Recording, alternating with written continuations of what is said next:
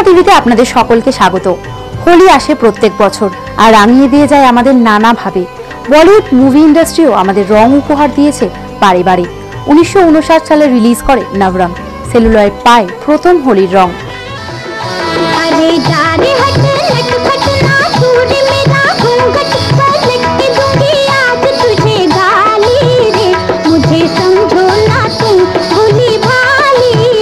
দারিদ্র্য মুছে হোলির এই দিনটিতে যে প্রাণ ভরে আনন্দ করা যায়, মাদার ইন্ডিয়ার এই গানটিতে তাই ফুটে উঠেছিল।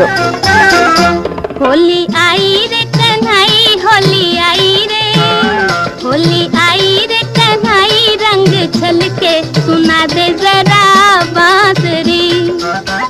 হোলির দিনে সকল দূরত্ব ভুলেও যে আনন্দের রঙে মেতে ওঠা যায়, তা আমরা দেখতে পাই শোলের এই গানটিতে। होली के दिन दिल खिल जाते हैं, रंगों में रंग मिल जाते हैं। होली के दिन दिल खिल जाते हैं, रंगों में रंग मिल जाते हैं। রিয়েল লাইফে বিগ বি ও রেখার কন্ট্রোভার্সি রিল লাইফে ফুটে উঠেছিল সিলসিলার এই গানটিতে। रंग बरसे अरे रंग बरसे भीगे चुनर वाली, रंग बरसे